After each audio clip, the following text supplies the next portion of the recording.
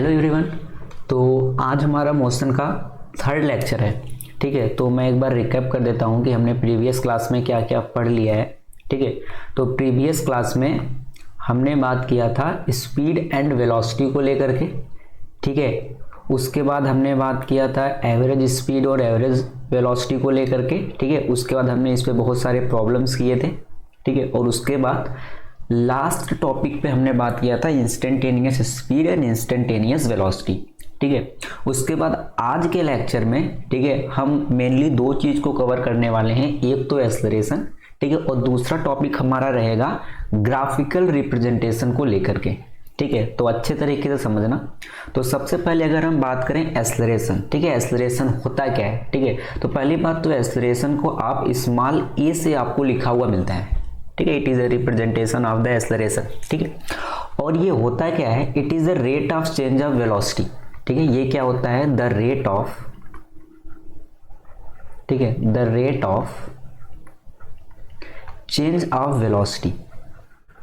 ठीक है, the rate of change of velocity. ठीक है, the rate of change of velocity with time. ठीक है, the rate of change of velocity with time is called acceleration, is called acceleration. ठीक है, तो acceleration आपके पास क्या होता है कि टाइम के साथ आपके पास वेलोसिटी में जो चेंज होने का रेट है that is known as the acceleration. ठीक है, तो एक्सेलरेशन इक्वल टू आपके पास, ठीक है, अगर इसके फॉर्मूले की बात करें तो एक्सेलरेशन इक्वल टू आपके पास क्या होगा, एक्सेलरेशन इक्वल टू आपके पास होगा चेंज इन वेलोसिटी। ठीक है, चेंज इन वेलोसिटी। ठीक है, और डिवाइड बाय कितना हो जाएगा, टाइम टेकन या फिर चेंज इन टाइम, आप जो भी बोल लो। ठीक है, change in velocity upon time taken. ठीक है, जैसे या फिर टाइम टेकन या फिर आप चेंज इन टाइम भी लिख सकते हो। ठीक है, कोई ऐसी बड़ी बात नहीं है, change in velocity divide by change in time. ठीक है, जैसे अगर मैं बात करूं कि जैसे आपके पास समझो ये अगर आपके पास रोड है, ठीक है, ये आपके पास क्या है, रोड है। ठीक है, अभी मान लो कि ये आपके पास पॉइंट कोई ए है और ये कोई पॉइंट आपके पास रोड पर बी है। ठीक है, एक कार थी आपके पास। ठीक है, लेट इट इज, ये आपके पास कार थी जो कि पॉइंट ए पर थी। ठीक है, और इस समय इसकी जो वेलोसिटी है वो आपके पास कितना है, 5 मीटर पर सेकेंड। ठीक है, मान लो कि इस समय टाइम था t equal to 0 second, t equal to 0 second का ये आपके पास कहानी है। ठीक है, उसके बाद जब ये कार बी पर पहुंची, ठीक है, जब ये कार आपकी बी पर पहुंची तो इसकी वेलोसिटी आपके पास हो गई 7 मीटर पर सेकेंड। ठीक है, और इस समय टाइम हो गया 2 सेकेंड, मतलब 2 सेकेंड में कार ए से बी पहुंची और इसकी वेलोसिटी 5 मीटर पर सेकेंड से बढ़कर के 7 मीटर पर सेकेंड हो गई। ठीक है, तो जब आप इसके एक्सेलरेशन के बारे में बात करोगे कि what is the acceleration of that car, ठीक है, इस कार का एक्सेलरेशन क्या है। ठीक है, तो एक्सेलरेशन इक्वल टू आपके पास होगा वेलोसिटी में क्या चेंज होगा। ठीक है, मतलब कि यहां पर आप ऐसे भी लिख सकते हो कि acceleration equal change in velocity upon change in time ना, तो यहां से आप लिख सकते हो कि एक्सेलरेशन इक्वल टू, ठीक है, एक्सेलरेशन को आप ए से रिप्रेजेंट कर लो, आप इसको लिख सकते हो v2 माइनस v1 और डिवाइड बाई कितना हो जाएगा, t2 माइनस t1। ठीक है, तो यहां पे आप सेम लिखो v2 माइनस v1 और divide by t2 minus t1। ठीक है, तो यहां से आपके पास कितना हो जाएगा, 7 माइनस 5 और डिवाइड बाई 2 माइनस 0। इसका मतलब एक्सेलरेशन आपके पास आ जाएगा 2 डिवाइड बाई 2 मतलब 1। ठीक है, और इसका यूनिट की बात करो, इसकी यूनिट क्या होगी, हाँ, इसकी यूनिट आपके पास कितनी हो जाएगी, वेलोसिटी की यूनिट आपके पास होती है मीटर पर सेकेंड। ठीक है, और टाइम की यूनिट आपके पास होती है सेकेंड, तो एक्सेलरेशन का आपके पास जो यूनिट हो जाएगा दैट इज द मीटर पर सेकेंड स्क्वायर। ठीक है, तो 1 मीटर पर second square, it is the acceleration of that car. ठीक है, तो यहां से एक और चीज आपको पता चल गया कि एक्सेलरेशन की यूनिट क्या होती है। ठीक है, अगर आप एक्सेलरेशन के SI यूनिट के बारे में बात करोगे, ठीक है, SI यूनिट, तो SI यूनिट इसकी कितनी हो गई, क्या हो गई, मीटर पर सेकेंड स्क्वायर। ठीक है। और उसके बाद एक्सेलरेशन भी आपका क्या होता है, वेक्टर क्वांटिटी होती है, ठीक है, it is a vector quantity, ठीक है, ये क्या होती है, ये एक वेक्टर क्वांटिटी होती है, ठीक है। तो अगर ये वेक्टर क्वांटिटी होती है तो इसके पास दोनों चीज होगा, इसके पास एक तो मैग्नीट्यूड होगा, ठीक, और दूसरा इसके पास क्या होगा, डायरेक्शन भी होगा, ठीक है। इसके पास मैग्नीट्यूड भी होगा और इसके पास क्या होगा, डायरेक्शन भी होगा, ठीक है। सिंपल सी आपके पास कहानी है, ठीक है। अच्छा, उसके बाद it is a vector quantity, ठीक है, इसका आपके पास एसआई यूनिट भी निकल करके आ गया, दैट्स इट, ठीक है। ये आपके पास कहानी थी एक्सेलरेशन को लेकर के। अब एक्सेलरेशन करता क्या है, बेसिकली यहां पर एक्सेलरेशन 1 मीटर पर सेकंड आया, 1 मीटर पर सेकंड स्क्वायर निकल करके आया। अगर आप थोड़ा सा इस एग्जाम्पल को समझना चाहो तो ये पॉइंट पर इस कार की जो वेलोसिटी थी वो 5 मीटर पर सेकंड थी, ठीक है। जब ये पॉइंट बी पर पहुंची आपकी कार तो इसकी वेलोसिटी 5 से बढ़ करके 7 मीटर पर सेकंड हो गई। तो इसकी वेलोसिटी बढ़ने का रीजन क्या है, वो आपके पास एक्सेलरेशन है, ठीक है। क्योंकि सोचो आप, अगर ये वेलोसिटी नहीं बढ़ती, ठीक है, आप केस 1 लो, ठीक है। अब बस देखो, अगर मैं केस 1 के लिए बात करूं कि सेफ, ठीक है, वही आपका ये रोड है, ठीक है। मैं 3 केस के बारे में बात कर रहा हूं, ये आपके पास ए पॉइंट है, ये आपके पास बी पॉइंट है, ठीक है, ये आपके पास कार है,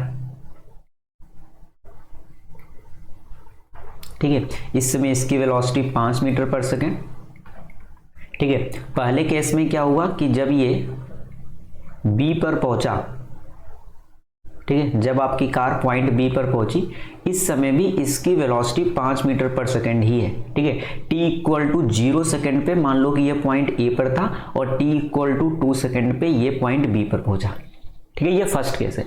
अगर इस केस में मैं इस कार के एक्सेलरेशन के बारे में बात करूं कि इस कार का एक्सेलरेशन कितना होगा, तो आप कहोगे देखो इसका एक्सेलरेशन होगा v2 माइनस v1, ठीक है, v2 माइनस v1 और divide by t2 minus t1, ठीक है।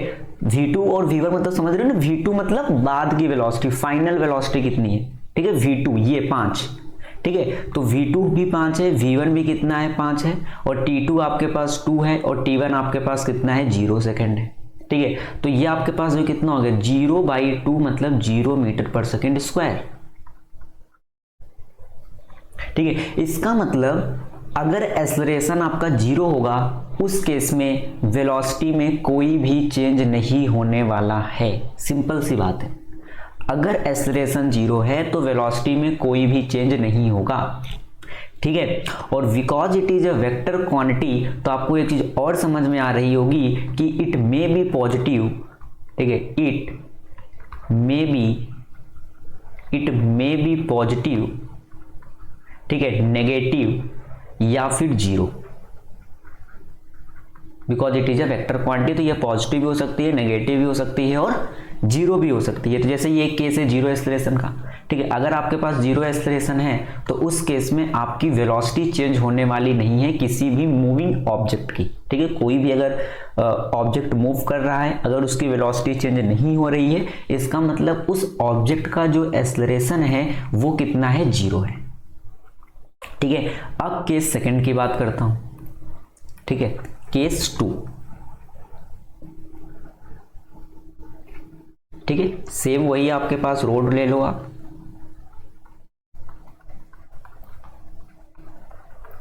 ठीक है, और ये आपके पास पॉइंट ए है और ये आपके पास पॉइंट बी है, ठीक है। ये कार आपकी,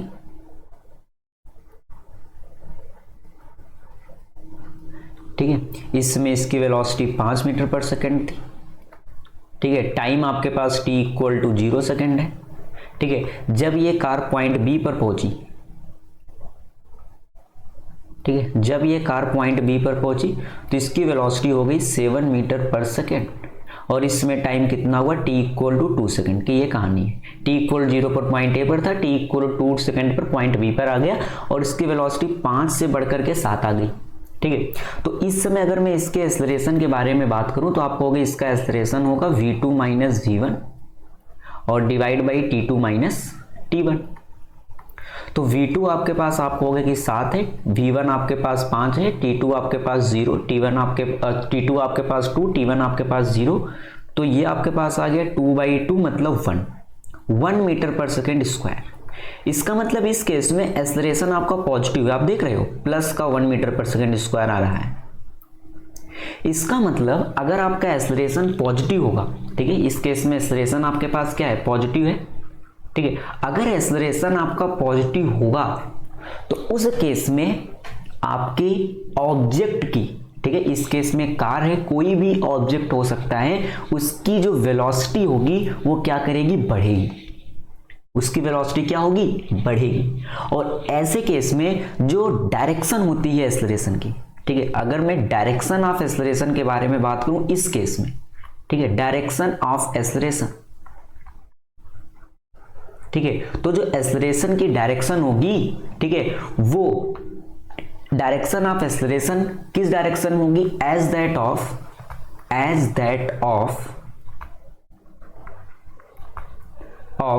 द चेंज ऑफ वेलोसिटी,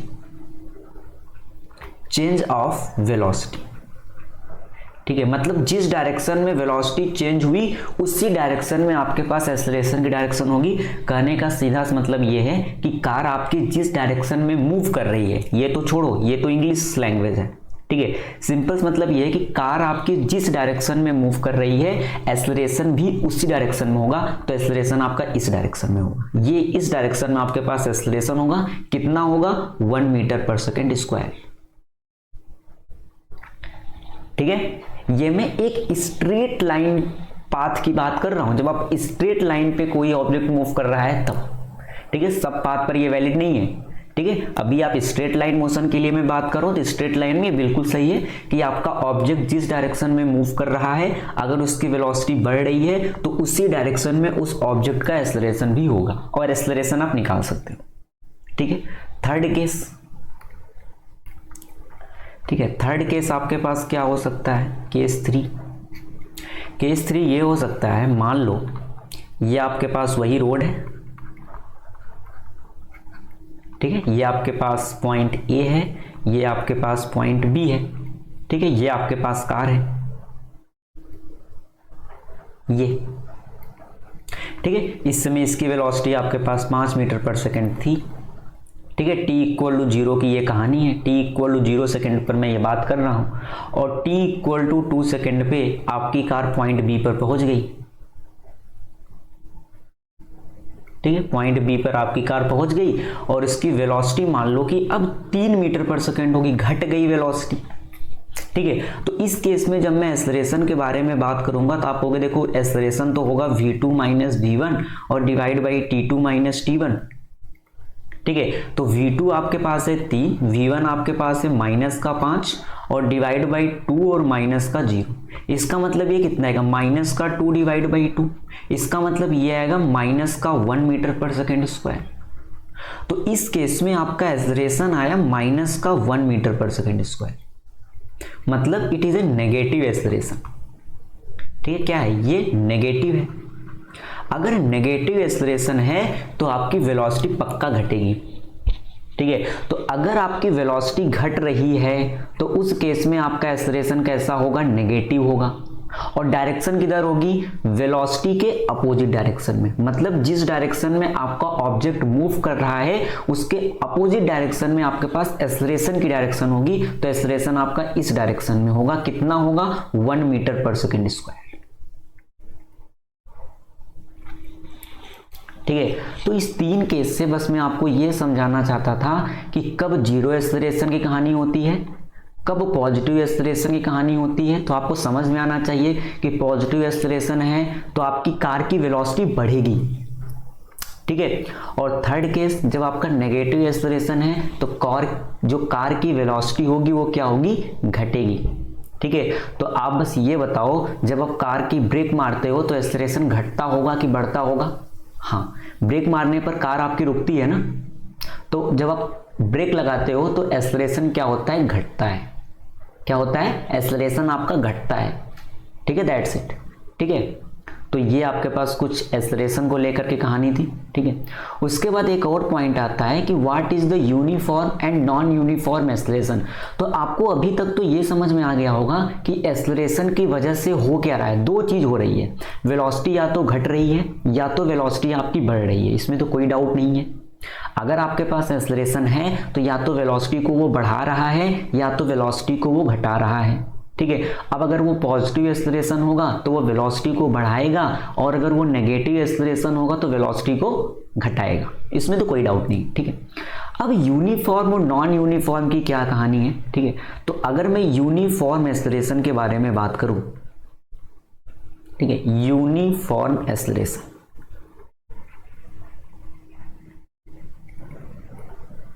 ठीक है, जैसे अभी हमने uniform and non uniform motion के बारे में बात किया था ना, सेम उसी प्रकार uniform and non uniform acceleration भी होते हैं, ठीक है। तो इसका सिंपल सा मतलब ये है ना कि जैसे आप मान लो कि समझना कि यूनिफॉर्म और नॉन यूनिफॉर्म एक्सेलरेशन का क्या मतलब है। यूनिफॉर्म एक्सेलरेशन का क्या मतलब है कि मान लो कि आपके पास ये एक रोड है,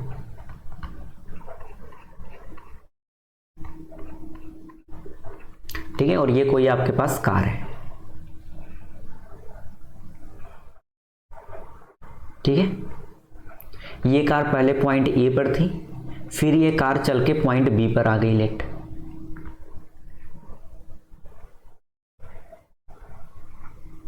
ठीक है। फिर ये कार आगे चली और आगे चल के ये कार आपके पास पॉइंट सी पर आ गई,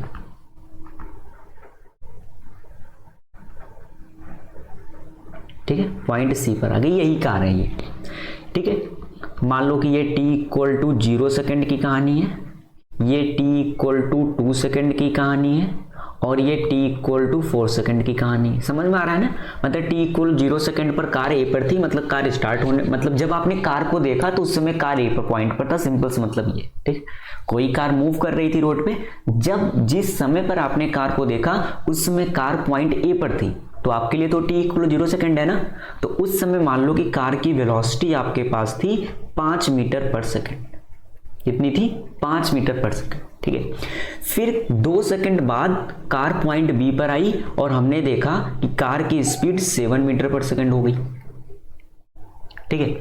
फिर 2 सेकेंड बाद फिर कार पॉइंट सी पर आई और फिर से उसकी वेलोसिटी हो गई 9 मीटर पर सेकेंड। तो यहां पर कुछ आपको दिख रहा है, कुछ भी? हाँ, यहां पर क्या हो रहा है कि 2 सेकेंड में से ए से जब वो बी गया तो कितना टाइम लगा? आप कहोगे 2 सेकेंड का टाइम लगा। 2 सेकेंड में आपकी वेलोसिटी कितनी बढ़ी? आप कहोगे 5 से 7 हुई, मतलब 2 मीटर पर सेकेंड की वेलोसिटी बढ़ी। फिर जब वो बी से सी पर गया उस समय भी टाइम आपके पास 2 सेकेंड लगा, ठीक है। और फिर से वेलोसिटी आप देखो 2 मीटर पर सेकेंड ही बढ़ी है, ठीक है। कितनी बढ़ी है? 2 मीटर पर सेकेंड ही बढ़ी है, ठीक है। इसका मतलब इक्वल इंटरवल ऑफ टाइम में वेलोसिटी में अगर इक्वल चेंज आ रहा है तो उस समय वो आपके पास यूनिफॉर्म एक्सेलरेशन होगा, ठीक है। उस समय वो आपके पास क्या होगा? उस समय वो आपके पास यूनिफॉर्म एक्सेलरेशन होगा, ठीक है। तो आई थिंक ये आपको समझ में आ गया होगा, ठीक है। यहां पर आप लिख सकते हो कि व्हेन चेंज, ठीक है, when change in velocity, when change in velocity of an object, of an object is same, ठीक है, is same, when change in velocity of an object is same in equal interval of time, ठीक है, इन equal interval of time, interval of time, ठीक है। तो उस समय आप क्या कहोगे कि आपकी जो ऑब्जेक्ट है वो यूनिफॉर्म एक्सेलरेशन कर रही है, ठीक है। जैसे 2 सेकंड में 2 मीटर पर सेकंड वेलोसिटी बढ़ी, फिर अगले 2 सेकंड में 2 मीटर पर सेकंड वेलोसिटी बढ़ी, तो इसका मतलब आपका ऑब्जेक्ट क्या कर रहा है? एक यूनिफॉर्म एक्सेलरेशन कर रहा है, ठीक है। और अगर मैं एग्जांपल से आपको समझाना चाहूं तो जैसे कि मान लो कि जैसे मान लो कि 9 बजे, ठीक है, 9 बजे आपने देखा, ठीक है, ये आपके पास टाइम है और ये आपके पास मान लो कार मान लो आप, ठीक है। तो मान लो कि 9 बजे कार की आपके पास जो वेलोसिटी थी, ठीक है, कार की वेलोसिटी के बारे में मैं बात कर रहा हूँ। कार की जो वेलोसिटी थी मान लो कि वो 5 मीटर पर सेकंड थी, ठीक है। फिर आपने 9:15 पर जब इसको देखा, ठीक है, तो इसकी वेलोसिटी मान लो 7 मीटर पर सेकंड हो गई, ठीक है। फिर जब आपने इसको 9:30 पर देखा, ठीक है, तो इसकी वेलोसिटी मान लो 9 मीटर पर सेकंड हो गई, ठीक है। फिर जब आपने इसको 9:45 पे देखा, 9:45 पे, तो इसकी वेलोसिटी 11 मीटर पर सेकंड हो गई, ठीक है। फिर जब आपने इसको 10 पे देखा, ठीक है, तो इसकी वेलोसिटी आपके पास हो गई 13 मीटर पर सेकंड। तो it is a case of uniform acceleration, है ना। आप देखो हर 15-15 मिनट के गैप पे, ठीक है, हर 15 मिनट के गैप पे आपकी वेलोसिटी 2 मीटर पर सेकंड हमेशा बढ़ रही है, ठीक है। तो it is a uniform acceleration, ठीक है। ये एग्जाम्पल है एक यूनिफॉर्म एक्सेलरेशन का, यूनिफॉर्म एक्सेलरेशन,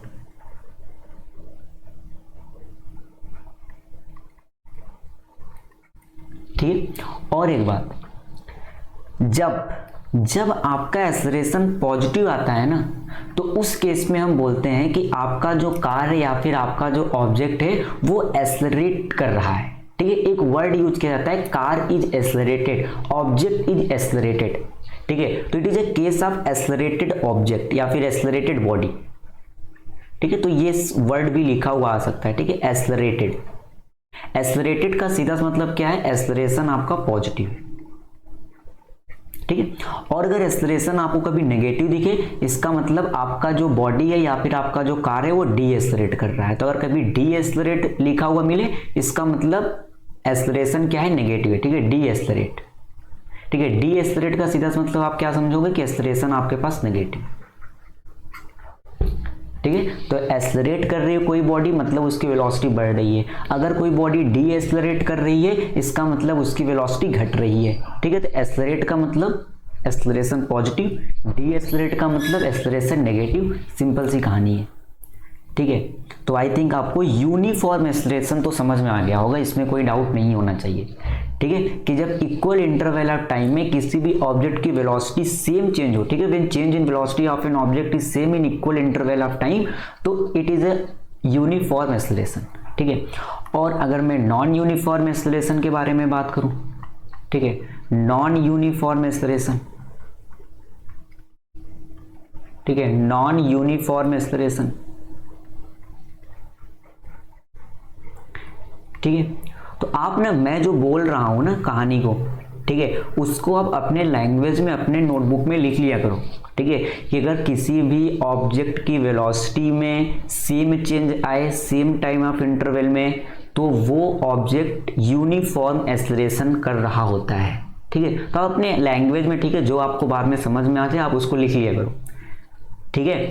अब नॉन यूनिफॉर्म एक्सेलरेशन क्या होगा, सिंपल, अगर आपके पास ये रोड है, ठीक है, ये आपके पास रोड है,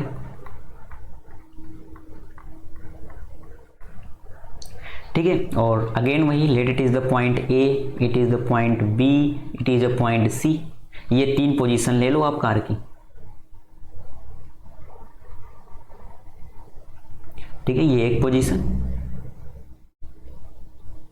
ये दूसरी पोजीशन होगी कार की, और ये आपके पास हो गई तीसरी पोजीशन कार की, ठीक है। ये t = 0 सेकेंड, ये t = 2 सेकेंड, और ये t = 4 सेकेंड, ठीक है। तो मान लो कि अगर इसमें वेलोसिटी 5 मीटर पर सेकेंड थी, ठीक है, तो अगले 2 सेकेंड में मान लो वेलोसिटी होगी 8 मीटर पर सेकेंड, ठीक है, और फिर अगले 2 सेकेंड में वेलोसिटी आपके पास हो गई लेट सपोज 13 मीटर पर सेकेंड, ठीक है। तो आप ये देखो ए से बी जाने में टाइम कितना लगा है, टाइम आपके पास लगा है 2 सेकेंड, लेकिन आपकी वेलोसिटी में इंक्रीमेंट कितना हुआ, 3 मीटर पर सेकंड का, है ना। वेलोसिटी 5 से 8 हो गई, मतलब वेलोसिटी में इंक्रीमेंट हुआ 3 मीटर पर सेकंड का।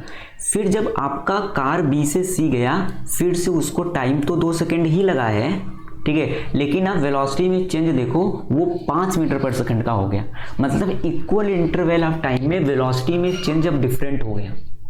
ठीक है, इसका मतलब जब कोई ऑब्जेक्ट के सेम इंटरवल ऑफ टाइम में वेलोसिटी में अलग अलग चेंज हो तो उस समय आपकी जो बॉडी है वो एक नॉन यूनिफॉर्म एक्सेलरेशन कर रही है, सिंपल सा मतलब है।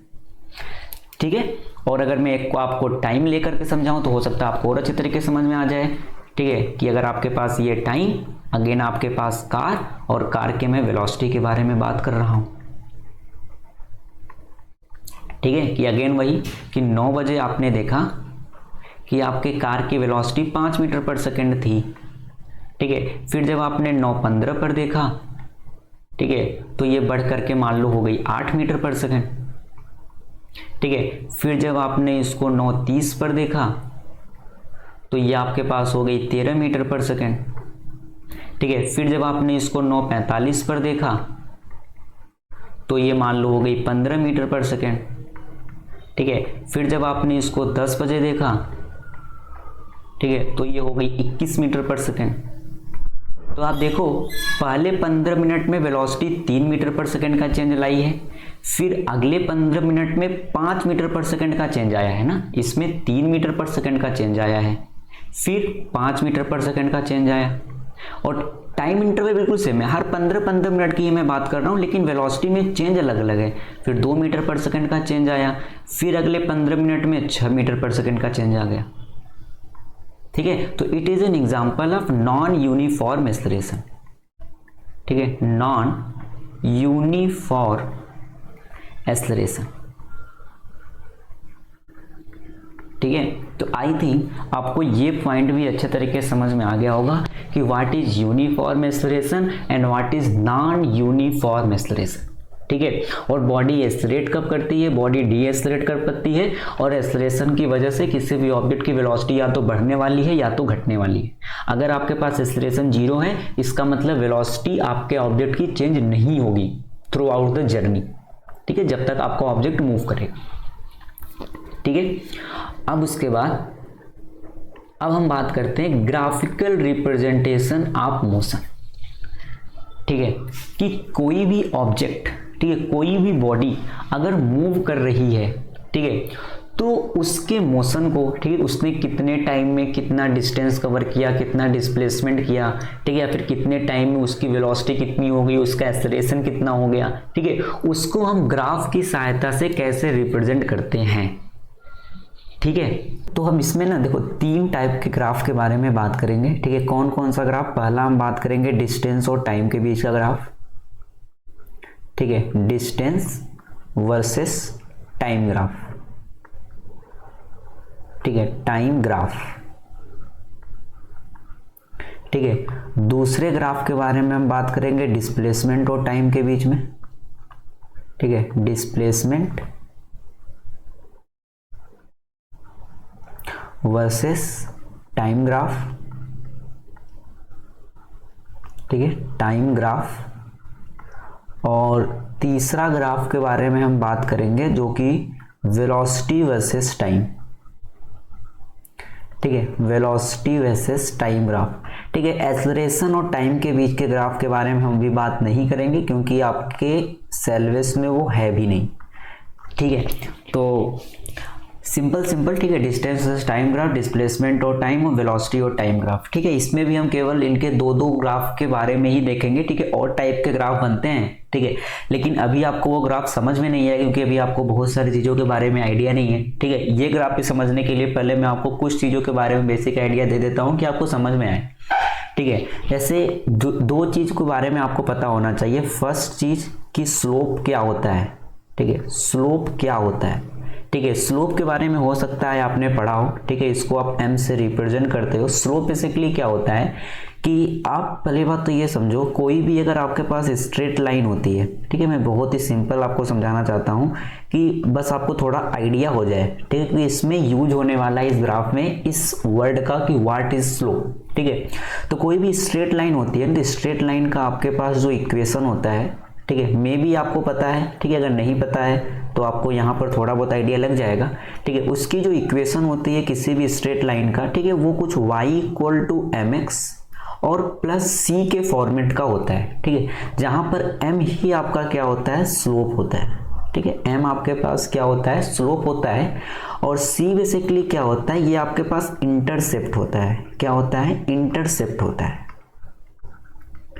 ठीक है। अब y equal to m x plus c, जैसे अगर मैं इस स्ट्रेट लाइन को ड्रॉ करना चाहूँ, ठीक है, मैं आपको नेक्स्ट पेज में यहाँ पर दिखाता हूँ। देखो मैंने बात किया y equal to m x plus c, ठीक है, ये क्या है, ये आपके पास एक स्ट्रेट लाइन की इक्वेशन है, ठीक है। अब यहाँ पर देखो स्ट्रेट लाइन पहली बात तो बनेगी कैसे, पहले आप वो देखो, ये आपके पास होगी एक्स एक्सिस, ठीक है, और ये आपके पास होती है वाई एक्सिस, ठीक है। वैसे पर क्लास 9th के मैथमेटिक्स में तो कंफर्म होगा, ठीक है, कि वहाँ पर आपको स्लोप के बारे में बताया ही जाएगा, ठीक है। ये आपके पास एक्स एक्सिस होती है और ये आपके पास वाई एक्सिस होती है, ठीक है। तो अगर आपके पास स्ट्रेट लाइन कुछ ऐसे है, मान लो it is a straight line, ठीक है, ये बिल्कुल स्ट्रेट है, ठीक है, it is a straight line, ठीक है, मान लो कि ये it is a straight line, ठीक है। तो ये देखो ये आपके पास ओरिजिन है, आपको पता है, ठीक है, यहाँ पर होता है 0,0, ठीक है, ये आपके पास ओरिजिन है, ठीक है। तो आप ये देखो ना, ये जो लाइन हुई, ठीक है, जहाँ से ये लाइन स्टार्ट हुई इसको ही आप क्या बोलते हो, सी, इट इज़ ए इंटरसेप्ट, ठीक है। ये लेंथ यहाँ से लेकर के यहाँ तक की लेंथ आपकी क्या होती है, ये होती है सी, ठीक है, ये लेंथ ही आपका क्या कहलाता है, सी कहलाता है, ठीक है। और ये जो आपके पास स्ट्रेट लाइन है, ठीक है, it is a straight line, ठीक है, ये बिल्कुल स्ट्रेट है, ठीक है, it is a straight line, ठीक है। ये स्ट्रेट लाइन एक्स एक्सिस के साथ यहाँ पर कुछ एंगल बना रही है, देख रहे हो आप, थीटा कुछ एंगल बना रही है, यही एंगल आपका क्या होता है, स्लोप होता है, ठीक है, यही एंगल आपका क्या होता है, स्लोप होता है। अब आप ये देखो ये एंगल आप निकाल कैसे सकते हो, ठीक है, तो आप क्या करोगे, देखो आप बेसिकली आप ये देखो, ये जो स्लोप होता है ना एम, ये बराबर होता है tan थीटा के, किसके बराबर होता है, ये tan थीटा के बराबर होता है, ठीक है। तो बेसिकली आपको tan थीटा यहाँ पर निकालना है, ठीक है, तो इसको आप थीटा नहीं, इसको आप बोलो tan थीटा। अगर आप इसको स्लोप लिख रहे हो ना कि इट इज द स्लोप, ठीक है, तो आपको बस क्या देखना है कि ये एंगल tan थीटा कितना है, ठीक है, ये tan थीटा कितना है यहाँ पे, ठीक है। तो बेसिकली आपको उसके लिए करना क्या होगा, पहली बात तो आपको पता होना चाहिए कि अगर आपके पास इट इज अ ट्रायंगल, ठीक है, तो आपको पता है अगर ये एंगल थीटा है, ठीक है, तो ये आपके पास होता है लेंथ, ठीक है, मतलब कि देखो ये आपके पास होता है हाइट, या फिर आप लिख लो, ठीक है, ये आपके पास होता है हाइट और ये आपके पास होता है बेस, ठीक है। तो tan थीटा इक्वल टू आप क्या लिखते हो, tan थीटा इक्वल टू आप लिखते हो हाइट अपान बेस, ठीक है, हाइट अपान बेस, ठीक है, यही आप लिखते हो, ठीक है। तो इस केस में भी आपको वही फाइंड आउट करना है, ठीक है। जैसे अगर आपके पास ये स्ट्रेट लाइन है, आप देखो, ठीक है, जैसे इसका मैं एक और सिंपलेस्ट वर्जन लेता हूं, मान लो ये आपकी स्ट्रेट लाइन है, ठीक है, इससे आपको थोड़ा सा और अच्छे तरीके से समझ में आएगा, फिर मैं उसको भी बता दूंगा, ठीक है। जैसे ये आपके पास एक स्ट्रेट लाइन है, तो आपको इस एंगल के बारे में बात करना है, ठीक है, ये एंगल आपके पास कितना है, ठीक है, ये आपके पास वाई एक्सिस हो गई और ये आपके पास एक्स एक्सिस हो गई, ठीक है, और ये आपके पास क्या स्ट्रेट लाइन है। अच्छा, इस केस में आप ये बता सकते हो क्या सी कितना है, हाँ बिल्कुल, इस केस में सी आपका 0 है, क्यों, क्योंकि ये लाइन तो यहीं से स्टार्ट हो रही है ना, ओरिजिन से ही स्टार्ट हो रही है। सी क्या होता है, ओरिजिन से कितना ऊपर है और ओरिजिन से कितना नीचे है, इस लाइन का starting point, that is the intercept, ठीक है। इस केस में तो ये लाइन ओरिजिन से ही स्टार्ट हो रही है, तो इसका मतलब इस केस में सी आपका 0 है, ठीक है। अब इस केस में आपको tan थीटा निकालना है, ठीक है, तो आप tan थीटा कैसे निकालोगे, आप वो पहली बात समझो, ठीक है। तो tan थीटा निकालने के लिए आप क्या करोगे, बेसिकली आपको चाहिए हाइट और आपको क्या चाहिए, बेस, ठीक है, आपको चाहिए हाइट और आपको क्या चाहिए, बेस। तो बेसिकली अगर ये आपके पास स्ट्रेट लाइन है, ठीक है, तो यहाँ पर देखो आप, यहाँ पर कुछ हाइट होगी ना, ये कुछ आपको दिया होगा ना कि late it is the y1, ठीक है। उसी प्रकार ये कुछ लेंथ होगी, मान लो कि ये आपके पास क्या है, x1 है, ठीक है। तो ये tan थीटा आपके पास कितना हो जाएगा, ये tan थीटा मतलब कि स्लोप बेसिकली, ठीक है। तो tan थीटा आपके पास हो जाएगा y1 और डिवाइड बाई x1, सिंपल, ठीक है, यही आपके पास क्या होगा, tan थीटा होगा।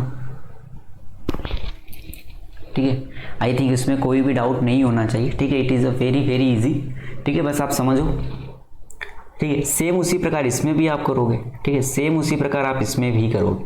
ठीक है, कि आपको देखो, आपको निकालना है स्लोप ना, तो अगर आप इस पॉइंट पे हाइट लेकर रहे हो तो आप सिंपली क्या देखो कि ये पॉइंट कितना है, दैट्स इट। ठीक है, तो अभी आपको समझ में आएगा। आई थिंक ये पहली बात तो आपको समझ में आ गया होगा। ठीक है, इसमें कोई भी डाउट नहीं होना चाहिए। ठीक है, अब आप देखो, ये आपको tan थीटा समझ में आ गया। ठीक है, तो आपको स्लोप के बारे में थोड़ा बहुत आइडिया लग गया होगा। ठीक है, अब मैं आपको क्वेश्चन पर लेकर के आता हूँ। ठीक है, क्वेश्चन कैसे बनेगा। ठीक है, तो इसके लिए मैं स्लोप लिख ही देता हूँ। ठीक है, अगर इस प्रकार का भी आ जाए तो आप स्लोप कैसे लिखोगे पहले मैं बता दूँ कि आप कंफ्यूज ना हो बिल्कुल भी। ठीक है, ये आपके पास स्ट्रेट लाइन है। अगर आपने मैथ में पढ़ लिया है तो बहुत बढ़िया। ठीक है, अगर नहीं पढ़ा है तो कोई बात नहीं। ठीक है, ये आपके पास है। ठीक है, तो आपको ये tan थीटा के बारे में बात करनी है। ठीक है, कि ये आपके पास tan थीटा कितना है। ठीक है, ये आपके पास है x एक्सिस और ये आपके पास क्या है, y एक्सिस है। तो पहली बात तो वो दिया होगा ना, मान लो कि ये पॉइंट आपके पास x1 है। ठीक है, और मान लो कि ये आपके पास x2 है, ये आपके पास क्या है, x2 है। ठीक है, यहाँ पर कुछ y की वैल्यू होगी, लेट यहाँ पर y की वैल्यू कितनी है, y2 है। ठीक है, तो tan थीटा आपके पास कितना होगा, tan थीटा आपके पास होगा, आपको होगी ये हाइट मतलब कि y2 और डिवाइड बाई लेंथ कौन सा आपको होगा, देखो ये वाला लेंथ यहाँ से लेकर के यहाँ तक, तो ये लेंथ कितना है, तो ये लेंथ आपके पास है x2 माइनस x1 है ना, x2 माइनस x1 ही तो होगा ना। देखो यहाँ से लेकर के यहाँ तक का लेंथ आपके पास कितना है, x2। ठीक है, और यहाँ से लेकर के यहाँ तक का लेंथ आपके पास कितना है, x1। ठीक है, तो यहाँ से लेकर के यहाँ तक का बचा हुआ लेंथ आपके पास कितना होगा, x2 माइनस x1 ही तो होगा। ठीक है, ये लेंथ आपके पास x2 माइनस x1 ही होगा। ठीक है, टोटल में से अगर आप इसको घटाओ तो आपके पास यही लेंथ बच करके निकल करके आएगी, तो ये आपके पास tan थीटा निकल करके आ जाएगा।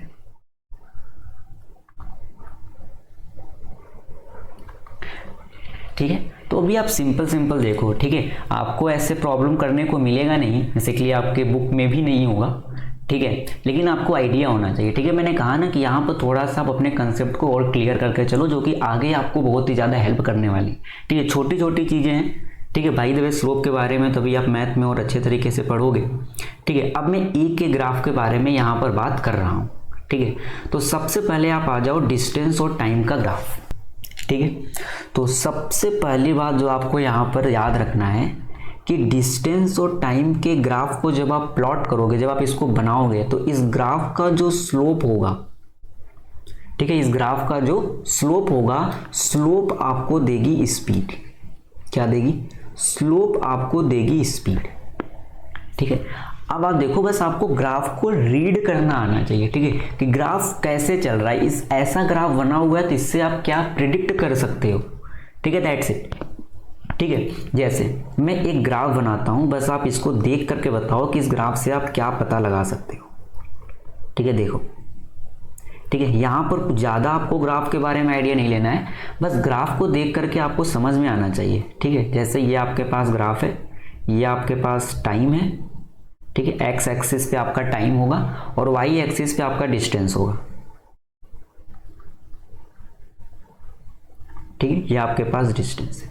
मान लो मैंने एक ग्राफ बना दिया कुछ इस प्रकार से। ठीक है, यहाँ पर कुछ वैल्यू होगी एक्स नॉट लेट। ठीक है, यहाँ पर कुछ वैल्यू होगी लेट एक्स नॉट। ठीक है, मतलब कुछ भी एक्स नॉट मतलब 5 मीटर, 10 मीटर, 15 मीटर, कुछ तो होगी ना डिस्टेंस। ठीक है, तो बस आप ये देखो, इस ग्राफ से आप क्या क्या चीज़ों के बारे में बता सकते हो। ठीक है, क्या क्या आप इस ग्राफ से प्रिडिक्ट कर सकते हो। ठीक है, पहला क्वेश्चन मैं पूछ रहा हूं कि t इक्वल टू 0 पे, ठीक है, t इक्वल टू 0 पे what is distance, what is distance, t equal to 0 पर डिस्टेंस कितना है। ठीक है, तो आप ये देखोगे ये t इक्वल टू 0 है क्योंकि यही तो ओरिजिन है। ठीक है, तो t इक्वल टू 0 पे आप ये देखो, ये तो t इक्वल टू 0 है, t इक्वल टू 0 पे डिस्टेंस कितना है, x नॉट है। ठीक है। t इक्वल टू 0 पे डिस्टेंस कितना है, x नॉट है, तो t इक्वल टू 0 पर आप डिस्टेंस कितना लिखोगे, x नॉट लिखोगे, पहली बात, ठीक है। डिस्टेंस कितना है, x नॉट है। दूसरी बात, यहां पर आप ये देखो, ये जो लाइन है it is a straight line, ठीक है, ये बिल्कुल स्ट्रेट लाइन है, ठीक है, ये बिल्कुल क्या है, स्ट्रेट लाइन है, ठीक है। अगर ये स्ट्रेट लाइन है, दूसरा क्वेश्चन मैं पूछ रहा हूं, what is speed, what is speed, ठीक है, स्पीड क्या है, ठीक है। तो आप कहोगे देखो स्पीड इक्वल टू होगा स्लोप, नहीं, स्पीड इक्वल टू, अभी आपने लिखा कि जो आपके पास स्पीड होगा वो बराबर होगा स्लोप के, ठीक है। अब मुझे स्लोप निकालना है, ठीक है, तो आप कहोगे यार इसमें स्लोप क्या होगा, ठीक है, स्लोप क्या होगा, तो आप कहोगे ये जो लाइन है इस लाइन का आपको स्लोप निकालना है, ठीक है, इस लाइन का आपको स्लोप निकालना है, ठीक है। तो कभी भी आपको स्लोप निकालना हो ना, तो बेसिकली आप करते क्या हो, ठीक है, ठीक है, उसके बारे में भी आप मत जानो, ठीक है, हो सकता है आप कंफ्यूज हो जाओ, तो अभी तो मैं आपको बहुत ही सिंपल तरीके से लेके चल रहा हूँ, ठीक है। दो कंडीशन आप और याद रखो, क्या क्या कंडीशन आपको याद रखना है कि ये जो लाइन है ये टाइम वाली लाइन के बिल्कुल क्या है, पैरेलल है ना, ये लाइन और ये लाइन क्या है, बिल्कुल पैरेलल है। तो यहाँ पर जब आप tan थीटा के बारे में बात कर रहे थे, तो बेसिकली tan थीटा था क्या, कि ये जो आपके पास लाइन है, कौन सी लाइन, आपके पास जो लाइन है y और x का, मतलब आपके पास जो स्ट्रेट लाइन है ना, आपके पास स्ट्रेट लाइन तो ये थी ना, ये आपके पास स्ट्रेट लाइन थी, है कि नहीं है, ये आपके पास स्ट्रेट लाइन थी।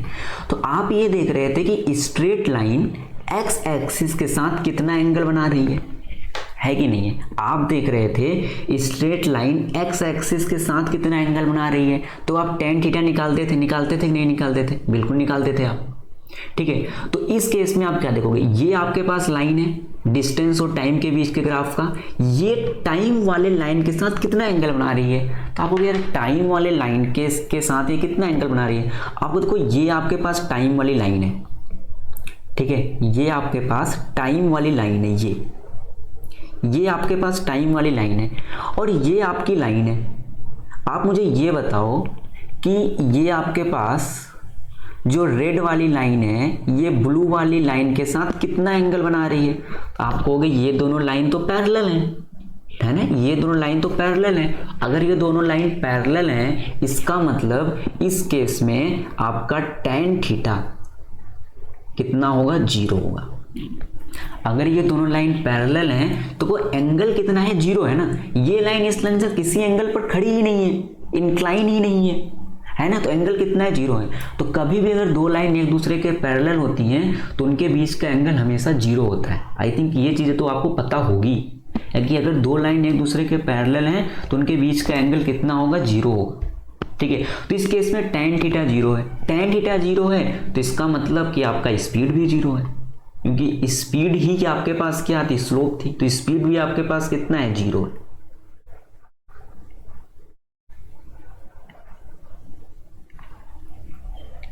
ठीक है, तो ये कौन सा केस है, हाँ, इसमें आपका डिस्टेंस कांस्टेंट रहने वाला है, ठीक है। इसमें अगर आपका स्पीड 0 है मतलब आपका पार्टिकल रेस्ट पर है, आप समझो। अगर आपके पास ये रोड थी, ठीक है, तो आपके पास मान लो ये कार थी अगर, ठीक है, तो कार की स्पीड ही 0 है, कार की स्पीड ही कितना है, 0 है, ठीक है। मतलब कार कहां पर है, रेस्ट पर है, कार रेस्ट पर है, कार रुकी हुई है, तो इसका मतलब कार आगे बढ़ ही नहीं रही है, ठीक है। तो अगर आपके पास ओरिजिन कुछ यहां पर था ना, अगर ये आपके पास ओरिजिन था जहां पर x इक्वल टू 0 था, ठीक है, बेसिकली मैं ये डिस्टेंस के बारे में बात कर रहा हूं सिंपली, ठीक है। तो आपकी गाड़ी सिंपली यहां पर रुकी हुई है, x नॉट पर आपकी गाड़ी रुकी हुई है, ठीक है, सिंपल, ठीक है। आई थिंक इसमें कोई डाउट नहीं होगा, आपको समझ में आ रहा होगा कि t इक्वल टू 0 पे आपकी गाड़ी x नॉट पर थी और वो x नॉट पर ही है टाइम के साथ। क्यों? क्योंकि आपका स्लोप 0 था, स्पीड 0 था, आपकी गाड़ी रेस्ट पर थी। पहले आप इस ग्राफ को अच्छे तरीके से समझ लो, ठीक है। अब दूसरा ग्राफ, ठीक है, अब मैं दूसरा ग्राफ बना रहा हूं, आप इस ग्राफ को देखो, सेकंड ग्राफ मैंने बनाया, देखना, ये टाइम, ठीक है, और ये डिस्टेंस, ठीक है, और ये आपकी ऐसे है,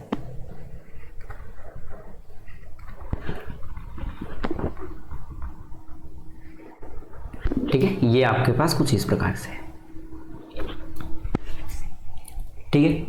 अब इससे आपको पहली बात तो क्या क्या समझ में आ रहा है, ठीक है। तो अगेन मैं यहाँ पर देखना क्या क्या पूछ रहा हूँ, बस आप उसको देखते जाओ, ठीक है। सबसे पहली कहानी कि आपको समझ में आ रहा हो कि एट टी इक्वल टू 0, ठीक है, टी इक्वल टू 0 सेकेंड पे, ठीक है, अगर आपके पास t इक्वल 0 सेकेंड पे, मान लो कि अगर ये आपके पास कार है या फिर कोई ऑब्जेक्ट है, तो t इक्वल टू 0 सेकेंड पे सिंपली आप ये समझो कि डिस्टेंस 0 है,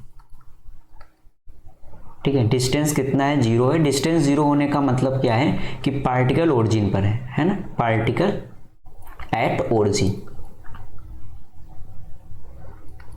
ठीक है। पार्टिकल आपका कहाँ पर है? ओरिजिन पर है, बिल्कुल यहाँ पर 0 0 पर वो है, इसमें तो कोई डाउट नहीं है, ठीक है। फिर आपको समझ में आ रहा है कि यार ये देखो, मान लो कि अगर ये t इक्वल टू 2 सेकेंड की कहानी कुछ यहाँ पर है, तो t इक्वल टू 2 सेकेंड पे कुछ आपके पास डिस्टेंस होगा, लेट 5 मीटर मान लेते हैं, ठीक है।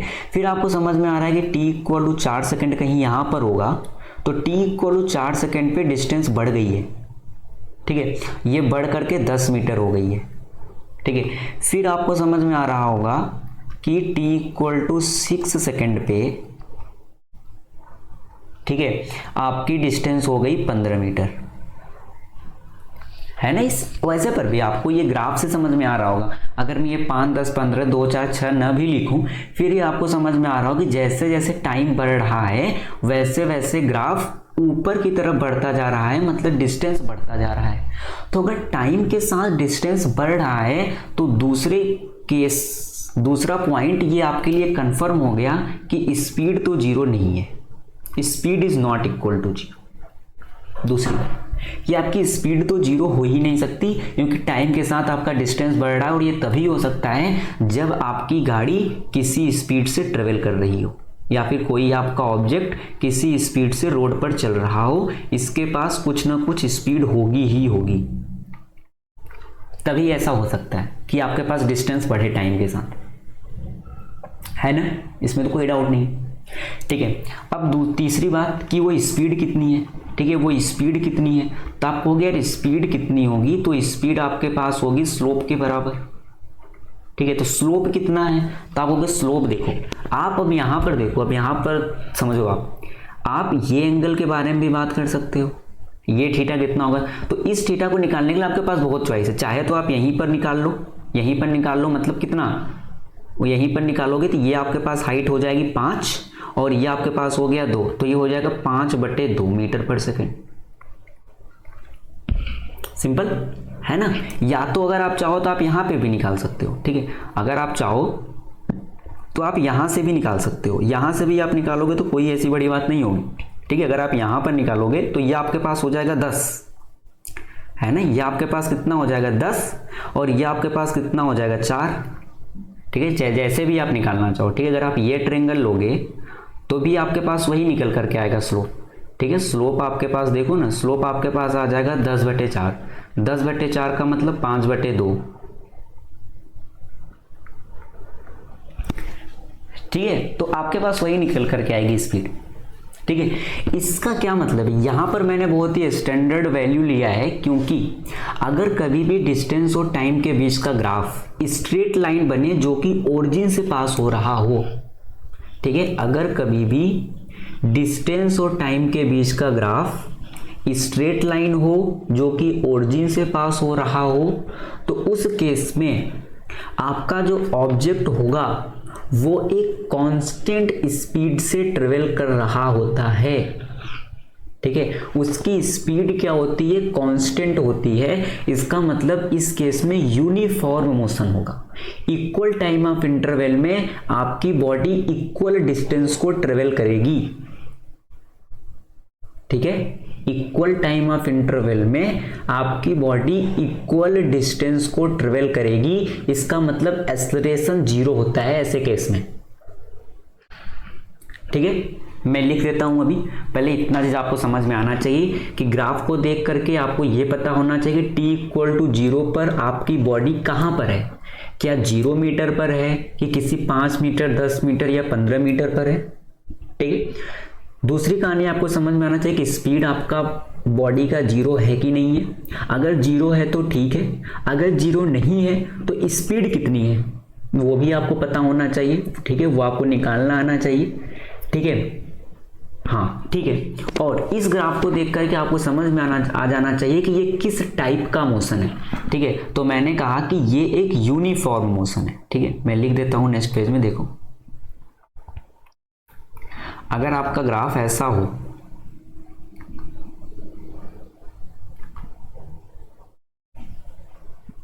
ठीक है, यहां पर आपके पास इस एक्सिस पर टाइम है, ठीक है, और यहां पर आपके पास क्या है, डिस्टेंस है। ठीक है, तो अगर आपके पास ग्राफ ऐसा बन रहा है, ठीक है, अगर आपके पास ग्राफ ऐसा बन रहा है, ठीक है, ठीक है, अगर आपके पास ग्राफ ऐसा बन रहा है, इसका मतलब कि इस केस में यूनिफॉर्म मोशन होगा। ठीक है, यूनिफॉर्म मोशन। ठीक है, यूनिफॉर्म मोशन का सीधा सा मतलब क्या है, speed constant. Speed constant, speed constant का मतलब क्या है कि इस ग्राफ का स्लोप कांस्टेंट होगा। स्लोप क्या होगा, कांस्टेंट होगा, सिंपल। ठीक है, दूसरी बात ये आपको समझ में आना चाहिए कि अगर ऐसा ग्राफ बना है तो यूनिफॉर्म मोशन होगा, स्पीड कांस्टेंट होगा, स्लोप कांस्टेंट होगा। और अगर यूनिफॉर्म मोशन है तो इसका मतलब एक्सेलरेशन कितना होगा, 0 होगा। ठीक है, एक्सेलरेशन कितना होगा, 0 होगा। ये भी कहानी आपको समझ में आ रही होगी, क्योंकि स्पीड कांस्टेंट है मतलब एक्सेलरेशन कितना है, 0 है, क्योंकि स्पीड ना घट रही है ना बढ़ रही है। ठीक है, आई थिंक पहली बात तो ये कहानी आपको समझ में आई होगी। ठीक है, डिस्टेंस और टाइम को लेकर के। ठीक है, बहुत छोटी छोटी चीजें मैं यहाँ पर बात कर रहा हूँ। ठीक है, तो ये तो आपके पास सेकेंड टाइप का ग्राफ था। ठीक है, अब थर्ड टाइप का ग्राफ। ठीक है, तीन ग्राफ के बारे में यहाँ पर बात करूंगा। ठीक है, डिस्टेंस और डिस्प्लेसमेंट का तो ग्राफ सेम ही होने वाला है। ठीक है, उसमें ज़्यादा आपके पास कंफ्यूजन नहीं होगा। ठीक है, इनके ग्राफ के बीच में। ठीक है, क्योंकि जब डिस्टेंस और टाइम होगा तो आपको स्पीड के बारे में आइडिया पड़ता है। ठीक है, और जब डिस्प्लेसमेंट और टाइम होगा तो वहाँ पर बस वेलोसिटी आ जाएगी, दैट्स इट। तो बिल्कुल यही कहानी चलेगी। ठीक है, इसलिए डिस्टेंस और टाइम पे आप थोड़ा सा टाइम ले लो। ठीक है, थर्ड टाइप का ग्राफ देखो।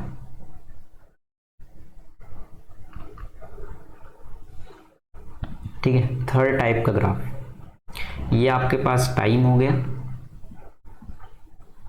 ठीक है, और ये आपके पास हो गया डिस्टेंस।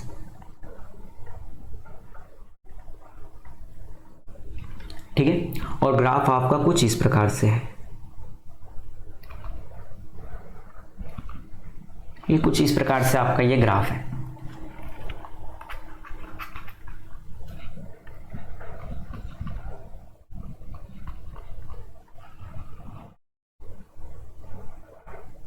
ये कुछ इस प्रकार से।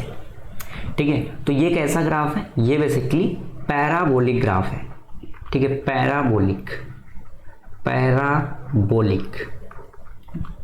ठीक है, ये पैराबोलिक ग्राफ है। जैसे वो स्ट्रेट लाइन था ना, इट इज अ पैराबोलिक। ठीक है, ये पैराबोलिक ग्राफ है।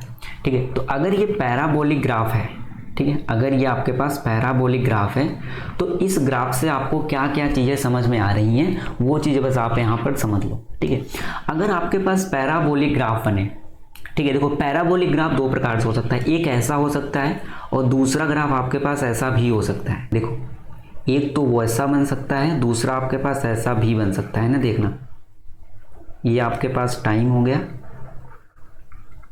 ठीक है, और ये आपके पास डिस्टेंस हो गया। ठीक है, आपके पास ऐसा भी हो सकता है कुछ इस प्रकार से। ठीक है, तो पहली बात आप ये देखो दोनों में आपको फर्क समझ में आ रहा है कि नहीं आ रहा है। ठीक है, एक ऐसा है मतलब कि उठता हुआ, ठीक है, एक आपके पास ऐसा है, ठीक है, इस प्रकार से, ठीक है, और दूसरा आपके पास, ठीक है, इसको मैं एक सेकंड थोड़ा सा अच्छे से बना देता हूं, ठीक है, हाँ अब कुछ सही लग रहा है, ठीक है, और दूसरा आपके पास ऐसा है, ठीक है, इस प्रकार से, ठीक है। देखो दोनों पैराबोलिक नेचर के ही हैं, ठीक है, ये भी आपके पास पैराबोलिक है और ये भी आपके पास पैराबोलिक है, लेकिन दोनों में डिफरेंस क्या आप वो देखो, एक उठता हुआ पैराबोला है, देख रहे हो, ये उठता हुआ पैराबोला है, ये ऊपर की तरफ ही जाते जा रहा है, ठीक है, जबकि ये ऊपर की तरफ नहीं जा रहा, देखो ये पहले ऊपर की तरफ गया गया गया गया, फिर ये नीचे की तरफ आने लगा, देख रहे हो, फिर ये नीचे की तरफ आने लगा, ठीक है, इसका मतलब ये उठता हुआ पैराबोला है और ये गिरता हुआ पैराबोला है। तो आप लिख लो गिरता हुआ पैराबोला, ठीक है, गिरता हुआ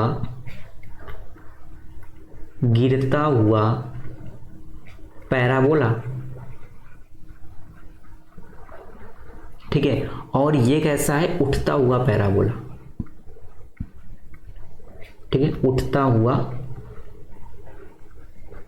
पैराबोला,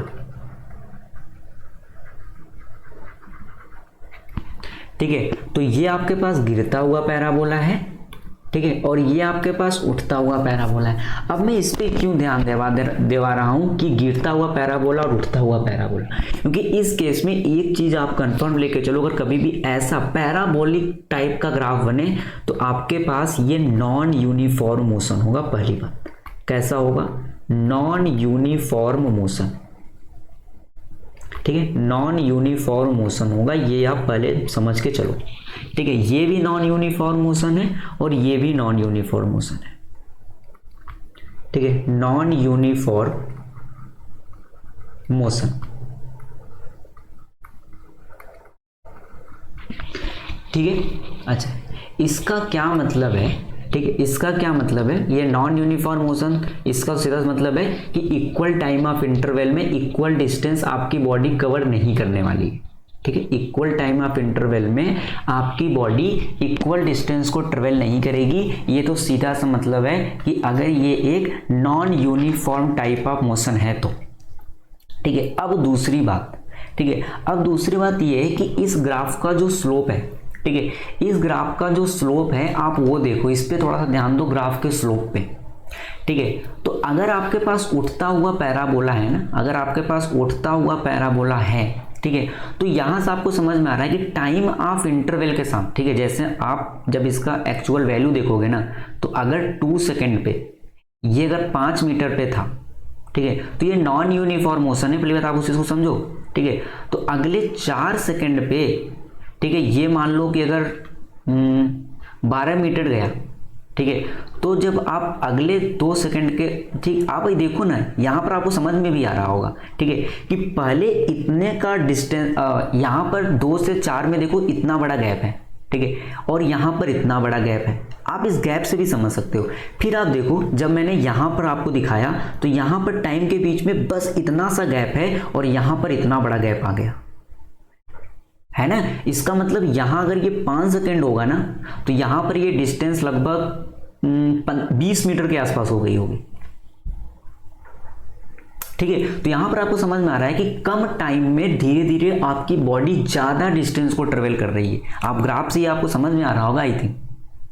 आप सिंपली देखो ना, यहां से यहां में आप इस गैप को देखो, फिर आप इस गैप को देखना, फिर आप इस वाले गैप को देखो और इस वाले गैप को देखो, आपको सीधा समझ में आ रहा होगा कि टाइम थोड़ा लगा लेकिन डिस्टेंस ज़्यादा ट्रेवल कर दिया इसके पहले वाले कंपेयर में। इसका मतलब इस केस में पक्का है कि स्पीड क्या हो रही होगी, बढ़ रही होगी, स्पीड बढ़ रही होगी, बढ़ रही होगी, ठीक है। इसका मतलब स्पीड इंक्रीजेस, इस ग्राफ में आपकी स्पीड क्या कर रही है, इंक्रीज कर रही है, इंक्रीजिंग, स्पीड बढ़ रही है, ठीक है, स्पीड बढ़ रही है। इसका सीधा सा मतलब क्या है, हाँ, इसका सीधा सा मतलब है कि पॉजिटिव एक्सेलरेशन है। स्पीड बढ़ने का सीधा सा मतलब क्या है, पॉजिटिव एक्सेलरेशन, तभी स्पीड बढ़ सकती है, ठीक है, कि पॉजिटिव एक्सेलरेशन आपके बॉडी का है, दैट्स इट। ठीक है, आई थिंक ये आपको समझ में आ रहा होगा। ठीक है, और इस केस में बताओ क्या है, इस केस में आप देखो, मैं एक ही देखो, आप ये देखो, मान लो कि ये 2 सेकंड है। ठीक है, तो यहाँ पर मान लो कि ये आपके पास 5 मीटर है, देखना। ठीक है, दूसरा मैंने यहाँ पर किया। ठीक है, आप बस गैप को देखो, आपको समझ में आएगा। मान लो कि ये 13 मीटर। ठीक है, फिर आप देखो, मैं सीधे यहाँ ले रहा हूँ और यहाँ पर आप देखो, अब आपको समझ में आ रहा होगा। मान लो ये 4 सेकंड है और ये आपके पास, ठीक है, देखना, अगर ये आपके पास 4 सेकंड है, ठीक है, तो आप ये देखो 2 से 4 के बीच का गैप इतना है और ये गैप इतना बड़ा है, देख रहे हो। फिर यहाँ पे ये गैप, तो आपको लग रहा होगा ना कि इससे तो बड़ा ही गैप है। मतलब अगर ये 4 सेकंड है, मतलब अगर इनके बीच का 2 सेकंड का डिफरेंस है, तो यहाँ पर पक्का कुछ 5 सेकंड के आसपास, सॉरी 5 नहीं, 7 सेकंड के आसपास होगा टाइम। ठीक है, यहाँ पर कुछ 7 सेकंड टाइम होगा। थोड़ा सा ध्यान दो, थोड़ा सा यहाँ का गैप देखो आप, इस गैप से ये गैप बड़ा है कि नहीं बड़ा है ना बड़ा। अगर ये बड़ा है तो यहाँ पर ये खुद 2 से 4 मतलब 2 सेकंड है, तो यहाँ पर ये 2 सेकंड से तो ज़्यादा ही होगा, मतलब कुछ यहाँ पर 7 सेकंड होगा। आप इस गैप को देखो, ये गैप 8 मीटर का है, तो ये गैप 8 मीटर से भी कम है। मतलब अगर ये 5 से 13 8 मीटर है ना, तो ये कुछ आपके पास 17 मीटर के आसपास होगा, 17 या 18 मीटर, कुछ ऐसा समझ लो। तो इस केस में आपको क्या दिख रहा है कि जैसे जैसे टाइम बढ़ रहा है, ठीक है, जैसे जैसे टाइम बढ़ रहा है, बॉडी कम डिस्टेंस को ट्रेवल कर रही है ना, बॉडी कम डिस्टेंस को ट्रेवल कर रही है। इसका मतलब इस केस में स्पीड घट रहा है। स्पीड क्या हो रहा है, घट रहा है, घट रहा है। ठीक है, इसका मतलब स्पीड डिक्रीजिंग, स्पीड डिक्रीजिंग।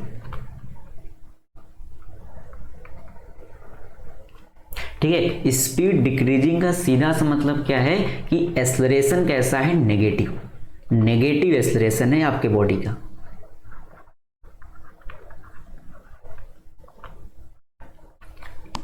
ठीक है, आई थिंक आपको ये जो मैंने 4 ग्राफ बताया ना, 4 ग्राफ, ठीक है, ये आपको अच्छे तरीके से समझ में आ गया होगा। ठीक है, ये पहला ग्राफ, ये आपके पास दूसरा ग्राफ, ये आपके पास तीसरा ग्राफ। ठीक है, आप अच्छे तरीके से इनको समझ लो, और ये आपके पास चौथा ग्राफ। ठीक है, ठीक है, आई थिंक आज के लेक्चर को यहीं पर रोक देना चाहिए, नहीं तो आपके लिए ज़्यादा हो जाएगा। ठीक है, आप पहले इन चारों ग्राफ को एक बार अच्छे तरीके से समझना। ठीक है, वीडियो को दोबारा देखना पड़े तो आप वीडियो को दोबारा देख लेना, एक बार इसको आप अच्छे तरीके से समझना, क्योंकि कल जब मैं डिस्प्लेसमेंट और टाइम के बीच के ग्राफ के बारे में बात करूंगा तो बिल्कुल कहानी सेम चलने वाली है। यही 4 ग्राफ मैं बनाऊंगा। ठीक है, और केवल मैं आपको दिखाऊंगा कि स्पीड की जगह पे वेलोसिटी आ गई और कुछ नहीं हुआ। बिल्कुल यही ग्राफ आपके पास बनने वाला है।